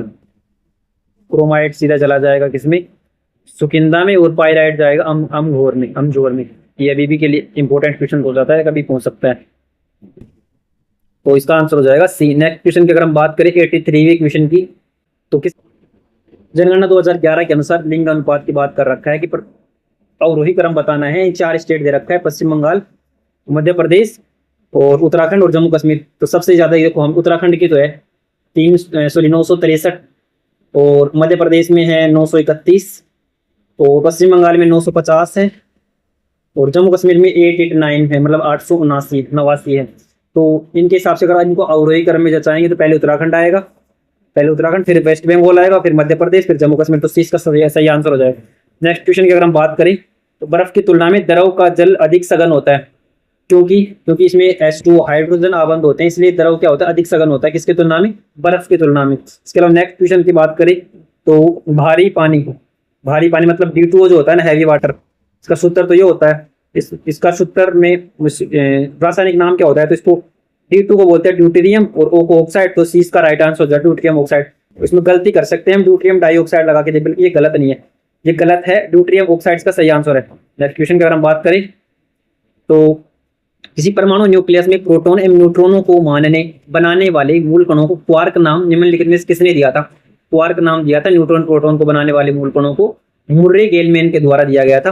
नेक्स्ट क्वेश्चन की अगर हम बात करें तो इसमें जो किसी तत्व की द्रव्यमान संख्या जो है ना, वो उनमें से क्या उत्सर्जित होने पर परिवर्तित नहीं होती। अगर अल्फा उत्सर्जित होता है ना, अल्फा किरणें, अल्फा तरंगे कुछ भी उत्सर्जित होते हैं, तो उसकी जो द्रव्यमान संख्या होती है ना वो चेंज हो जाती है, किसी भी तत्व की। लेकिन अगर बीटा और गामा है ना, इनका उत्सर्जन या कुछ उनसे उत्सर्जित होती हैं, तो उनके द्रव्यमान संख्या में, मतलब कोई तत्व है उसके द्रव्यमान संख्या में कोई चेंजमेंट नहीं होता। तो इसका आंसर हो जाएगा सी। इसके अलावा नेक्स्ट क्वेश्चन की अगर हम बात करें तो वो ये इसकी मैं आंसर आपको बता देता हूँ, आप कर सकते हो इसकी प्रैक्टिस, बाकी मैं तो करवाऊंगा भाई। 88वें क्वेश्चन का जो आंसर हो जाएगा सी। 89वें का डी, और इसके अलावा 90वें क्वेश्चन का इसको तो हम कर ही लेंगे। ये सभी विद्यार्थी लड़के हैं, ऑल दी स्टूडेंट है ना, सारे स्टूडेंट क्या है, बॉयज हैं, सारे स्टूडेंट है बॉयज, और सारे बॉयज क्या है, नर्तक हैं, सारे बॉयज डांसर भी हैं। तो इनमें से 4 स्टेटमेंट हैं, उनमें से जो सबसे सटीक वही यही बैठता है कि सारे जो स्टूडेंट है ना वो डांसर हो जाएंगे, क्योंकि सारे स्टूडेंट क्या है, बॉय, और सारे बॉय क्या है डांसर, तो सारे स्टूडेंट भी, सारे विद्यार्थी भी क्या हो जाएंगे, नर्तक। तो डी का आंसर आ जाएगा। नेक्स्ट क्वेश्चन की अगर हम बात करें तो करंट से रिलेटेड उठाया गया है कि उच्च न्यायालय ने एक निर्णय दिया था जिसमें 2 नदियों को सजीव माना था। वो नदियां कौन सी थी, तो वो गंगा एवं यमुना नदी थी, जिनको सजीव हस्ती के रूप में दर्जा दिया गया था। किसने, उच्च न्यायालय के द्वारा, भारत के उच्च न्यायालय के द्वारा। और पट्टेदारी पद्धति के बारे में क्वेश्चन दे रखा है, पट्टेदारी पद्धति के बारे में क्वेश्चन है कि गलत हमें चुनना है, 3 स्टेटमेंट सही है।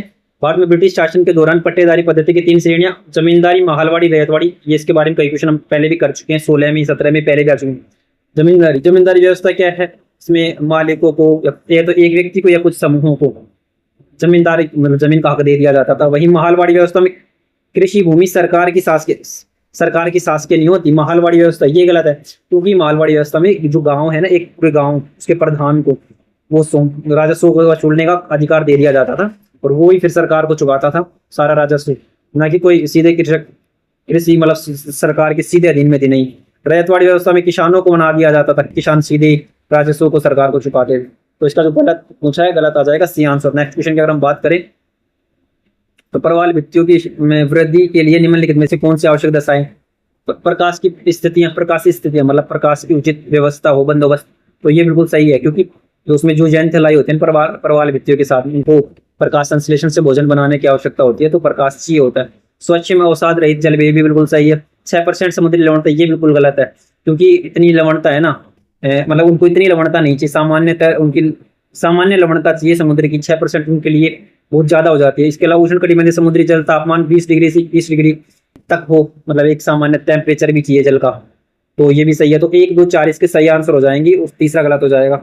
ये लो, ये आंसर हो गया। नेक्स्ट क्वेश्चन की अगर बात करें तो कैडमियम प्रदूषण निम्नलिखित से किस रोग का कारक है? हमने मीना माता पढ़ चुके पिछले पहले ही कुछ क्वेश्चन में, हम पढ़ चुके ब्लू बेबी सिंड्रोम पढ़ चुकी, आर्सेनिक में आपको पूछ चुका हूँ, वो आपको कमेंट बॉक्स में बताना है। और इटा इसका आंसर हो जाएगा, कैडमियम प्रदूषण के चलते जल में यदि कैडमियम आ जाए तो उसके चलते इटा रोग हो जाता है। निम्नलिखित में से अब हमें बताना है वायुमंडल में ओजोन की उपस्थिति महत्वपूर्ण क्यों है, मतलब क्या करता है ओजोन परत जो समताप मंडल में पाया जाता है? तो वो ए और बी विकिरणों को अवशोषित करता है, गलत, वो केवल है ना बी विकिरणों को अवशोषित करता है, तो इसका बी आंसर हो जाएगा, केवल बी विकिरणों को। Next question, net primary productivity NPP है ना, शुद्ध प्राथमिक उत्पादकता सबसे ज्यादा कहाँ पाई जाएगी? सबसे ज्यादा वहां पाई जाएगी जहां सबसे ज्यादा वनस्पतियों, सबसे ज्यादा जीव जंतु रहते हो, तो वो आएगी उष्णकटिबंधीय वनों में, क्योंकि यहाँ पर जो वनस्पति की और जो जीवों की विविधता है ना वो बहुत ही अधिक होती है। तो इसका इन चारों में ये आंसर हो जाएगा, एनपीपी सबसे ज्यादा यहीं पे होता है। इसके अलावा किसी एकल प्रजाति की बात करें, किसी एकल प्रजाति स्पीसीज व उसके रहवास के पर्यावरणीय घटकों का अध्ययन क्या कहलाता है? तो स्वयं पारिस्थितिकी, किसी एक के बारे में पढ़ रहे हैं ना, एकल स्पीसीज के बारे में, कहाँ रहता है, क्या पर्यावरणीय घटक है, तो उसको बोलते हैं स्वयं पारिस्थितिकी, पोर्टिकोलॉजी। अब ये क्वेश्चन है ना, आपको बताऊं, ये सीधे के सीधे आपको या तो 11th क्लास की जो पर्यावरण वाले 1-2 चैप्टर है ना उनमें मिल जाएंगी, अन्यथा अगर आप 12th क्लास की बायोलॉजी के जो 4 चैप्टर है ना पर्यावरण के, उनसे तो ये एक्सैक्ट आपको पॉइंट टू पॉइंट मिल जाएंगे। तो आप इनको फॉलो कर सकते हो, मतलब पढ़ सकते हो उन 4 चैप्टर्स को, ताकि 2 से 3 क्वेश्चन तो आसानी से आपको सीधे सीधे मिल जाए। नेक्स्ट क्वेश्चन की अगर हम बात करें तो वही क्वांटिटी क्वेश्चन है, मैं आपको आंसर बताता हूँ अभी के लिए। तो बी आंसर इसका 98 का, और 99 है उसका भी बी आंसर आएगा, 99वें क्वेश्चन का भी बी आंसर निकाल लेना आप। नेक्स्ट क्वेश्चन की अगर हम बात करें तो जो 100 क्वेश्चन है तो उसका आंसर डी आएगा, एन से छोटा कभी नहीं। इसके अलावा अगर हम 101वें क्वेश्चन की बात करें तो भूमध्य रेखीय क्षेत्र, भूमध्य रेखीय क्षेत्र मतलब जो 0 डिग्री है ना, इक्वेटर जिसको बोलते हैं, उस क्षेत्र के बारे में कौन से कथन सही है? ये है एक महातापीय मेगाथर्मल क्षेत्र, ये बिल्कुल सही है, क्योंकि इस क्षेत्र में है ना टेम्परेचर वर्ष भर उच्च बना होता है, तो ये मेगाथर्मल क्षेत्र। किसने कहा था मेगाथर्मल जोन? तो पोपेन है ना, उसके जलवायु वर्गीकरण की बेस पर पोपेन ने कहा था ये। वह यह दृढ़ क्षेत्र होता है, यह दृढ़ क्षेत्र नहीं होता, यहाँ की जो प्रण जो मतलब वनस्पतियां होती हैं इतनी मजबूत नहीं होती। इसके अलावा यह उच्च वृद्धि का क्षेत्र भी नहीं होता, क्योंकि यहाँ पर टेम्परेचर बहुत अधिक होता है। और यह आकाशीय लघुशरीताओं या एरियल स्ट्रीमलेट्स का एक क्षेत्र, ये बिल्कुल सही है, क्योंकि यहाँ पर आफ्टरनून शावर होती है, मतलब दिन भर वर्षा होती रहती है, मतलब तो जो आकाशीय लघुशरीता है जिसको बोलते हैं वर्षा युक्त जो आर्द्रता युक्त जो बादल है वो बहते रहते हैं। तो 1 और 4 इसका सही आंसर हो जाएगा, ये आंसर हो जाएगा। ये दृढ़ क्षेत्र में उच्च वर्दी का क्षेत्र नहीं होता, बल्कि ये जो विशेषताएं होती है ये दृढ़ क्षेत्र और उच्च वर्दी का क्षेत्र, जो भूमध्य सागरीय जलवायु जो है ना उसकी विशेषता है, जो भूमध्य सागर ये जलवायु है, जैसे भूमध्य सागर के चारों तरफ हो गए, वहीं ऑस्ट्रेलिया के दक्षिण की जलवायु, ऐसे कुछ क्षेत्र है उनकी विशेषता है ना कि भूमध्य रेखीय क्षेत्र की, भूमध्य रेखीय 0 डिग्री में आता है, और भूमध्य सागरीय एक विशेष जलवायु क्षेत्र है जो अलग अलग कटिबंधों पर मिल सकता है, अलग अलग अक्षांश पर मिल सकता है। नेक्स्ट क्वेश्चन की बात करें तो हिमालय के बारे में कौन सा कथन सही नहीं है? गलत स्टेटमेंट पूछ रहा है, 3 सही दे रखा है। नहीं है, यंग फोल्ड माउंटेन है, सही है।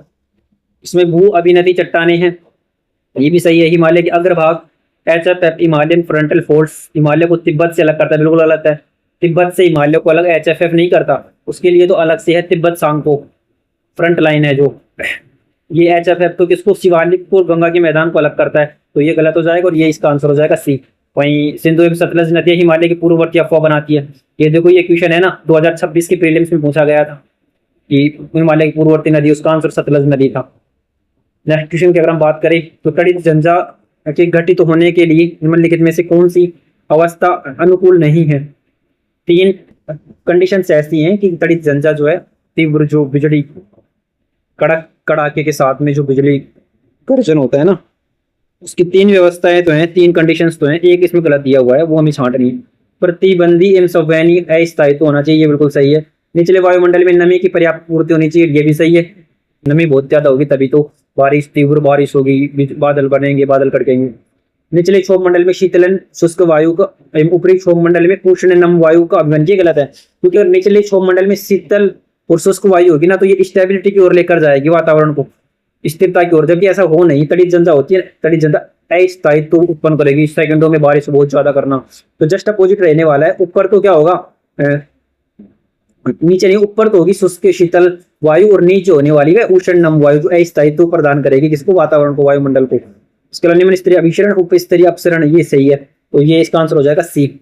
नेक्स्ट क्वेश्चन की हम बात करें तो किसी जीव की पारिस्थितिकी निकेत किससे संबंधित होता है। पारिस्थितिकी निकेत होता है कि कोई जीव किसी स्पेसिफिक, कोई आवास क्षेत्र, किसी स्पेसिफिक क्षेत्र में किस तरीके की जो सारी एक्टिविटीज करता है ना, जैसे आप हैं, मैं हूँ, और भी कोई है, जैसे लाइब्रेरी, कोई एग्जांपल ले लेते हैं, लाइब्रेरी की आपकी एक सीट हो गई फिक्स, आप उस पर पढ़ते हैं, उसी पर आप सो भी रहे हैं, खा रहे हैं, पी रहे हैं, जो भी आप कुछ सब कुछ एक्टिविटी अगर आप करना चाह रहे हैं, क्योंकि वो पढ़ने के लिए है, पढ़ना, मैं सिर्फ वैसे एग्जांपल दे रहा हूँ, तो वो क्षेत्र आपका क्या हो जाएगा, पारिस्थितिकी निकेत हो जाएगा। जैसा आपका कोई रूम होगा, रूम का कोई स्पेसिफिक क्षेत्र जिसको आप वहीं पे आप पढ़ भी रहे हो, आप वहीं पे आकर खाना खा रहे हो, उस प्रकार से किसी जीव की विशिष्ट प्राकृतिक वास से संबंधित हो गया, तो प्राकृतिक निकेत, जिसको नीच भी बोलते हैं, नीच। इसके अलावा नेक्स्ट क्वेश्चन की हम बात करेंगे, क्वेश्चन वहीं से आ रहे हैं, देखो बहुत इंपॉर्टेंट बुक है बायोलॉजी की, लास्ट के 4 चैप्टर आपको पढ़ने हैं, 12th क्लास की है, वो आपको कहीं से भी एनसीईआरटी जो है उससे, तो आपके बहुत सारे पर्यावरण के क्वेश्चन डायरेक्ट सॉल्यूशन हो जाएंगे। आप आकर अगर आपके क्वेश्चन, अगर आप पर्यावरण से क्वेश्चन आते हो, नई सॉल्यूशन हो रहे होते हैं, क्योंकि एक पे स्पीसीज वगैरह के जैसे सीएससी में पूछता है, वो वाले क्वेश्चंस के तो मैं कह नहीं सकता जो करंट से रिलेट कर देगा। जो स्टैटिक से रिलेटेड क्वेश्चन, ऐसे क्वेश्चन होंगे जो स्टैटिक से होंगे, उनकी मैं गारंटी ले सकता हूँ। आप आके कमेंट बॉक्स में आपका पेपर हो और फिर आप यहाँ पे आके बता सकते हैं। किसी जलीय जो वातावरण में स्वतंत्र तरल तरण स्थूलदर्शीय प्राणियों को किस प्रकार उल्लेखित किया जाता है। जलीय वातावरण में जो स्वतंत्र रूप से तैरते रहते हैं ना स्थूलदर्शीय प्राणी, उनको बोलते हैं तरणक बोलते हैं, तरणक बोलते हैं। डी इसका राइट आंसर हो जाएगा। तो ये भी उसमें अलग से समझा रखा है, ये सारे क्वेश्चन उसी से उठाए गए हैं। तो जैव आवर्धन पद से क्या उल्लेखित होता है। जैव आवर्धन ये होता है कि एक पोषक स्तर से दूसरे पोषक स्तर, इसी प्रकार ये श्रृंखला चलती रहती है। जो प्रदूषक होते हैं ना, वो जुड़ते जाते हैं, मतलब आहार श्रृंखला के माध्यम से नष्ट न होने वाले योग्य प्रदूषकों की बढ़ती हुई मात्रा का संचय, अंत में जाकर बहुत ज्यादा प्रदूषण जुड़ जाता है, तो उसी को बोलते हैं जैव आवर्धन बोलते हैं। मतलब प्रदूषण का एक पोषक स्तर से दूसरे पोषक स्तर में संचय होता रहता है। तो सी इसका राइट आंसर हो जाता है। नेक्स्ट क्वेश्चन की अगर हम बात करें तो डीजल ईंधनों के कारण होने वाले वायु प्रदूषण के बारे में निम्नलिखित में से कौन सा कथन सही है।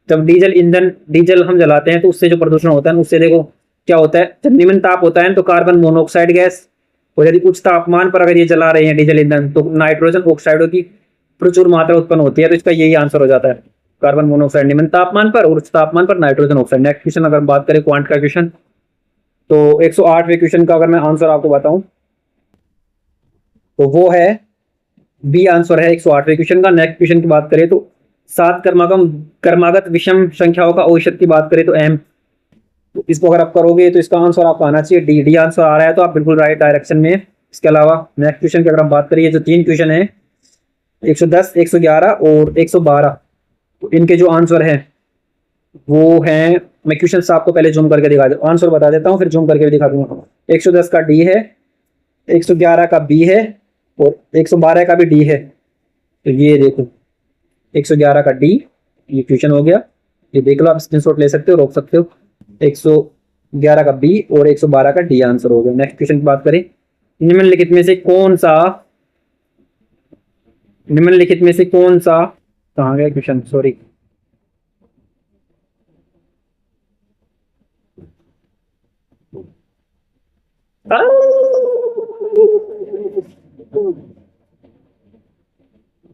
नेक्स्ट क्वेश्चन, निम्नलिखित में से कौन सा अल्प 0.5 ppm कम अथवा बिना फ्लोराइड वाले पेय पदार्थ के लिए दीर्घकालिक उपयोग का मुख्य प्रभाव क्या हो सकता है?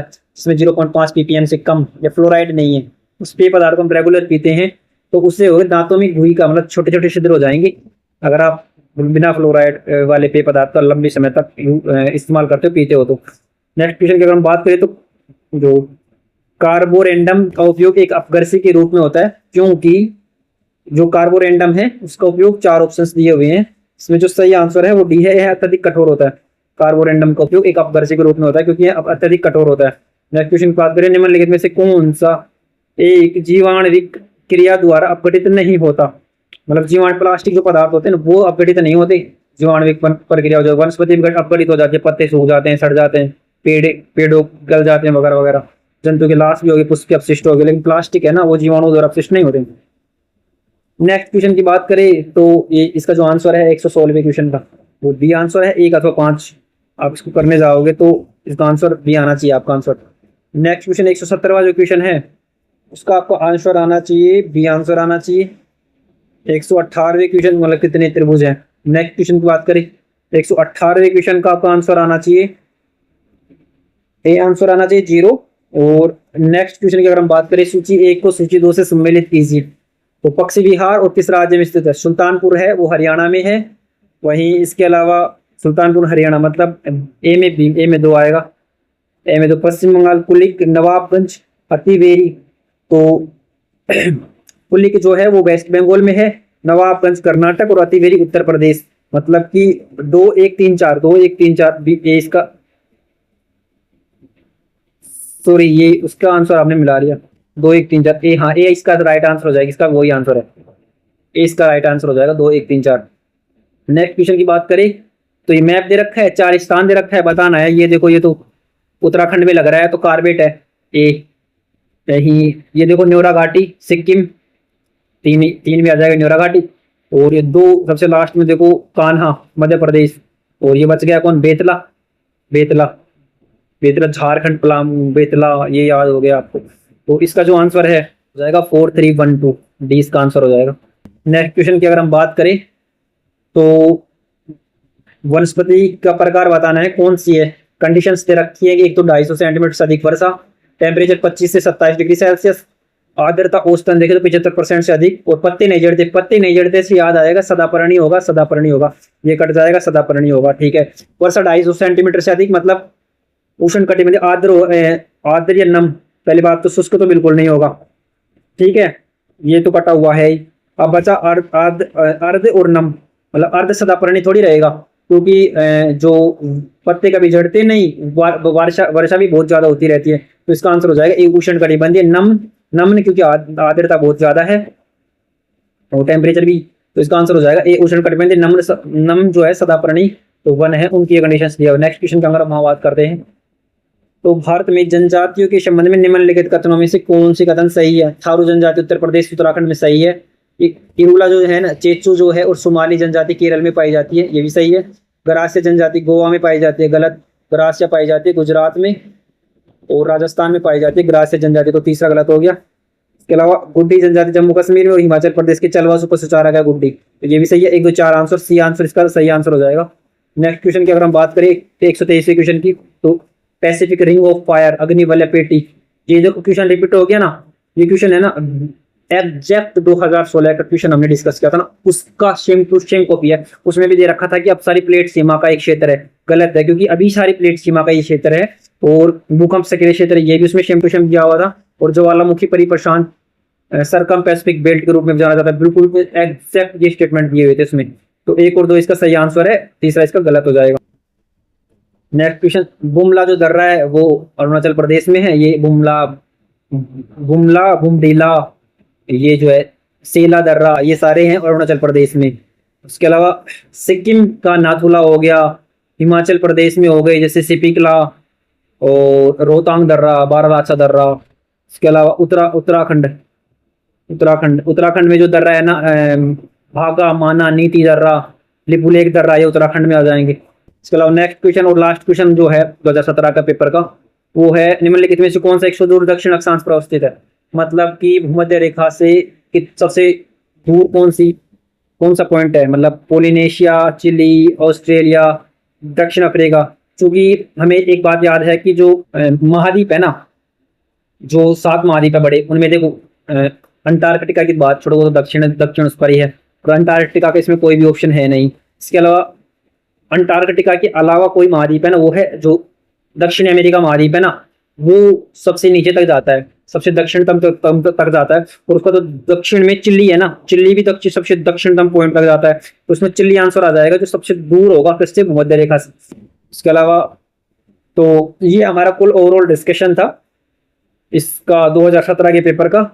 तो उम्मीद है आपको बहुत अच्छा लगा होगा, और अगर कुछ माइनर मिस्टेक्स छोटी मोटी हुई है ना, तो छोटा भाई समझ के माफ कर देना, क्योंकि इतना ज़्यादा अनुभव है नहीं, ये कुछ स्टार्टिंग फेज है मेरा, ऐसे समझ लो आप।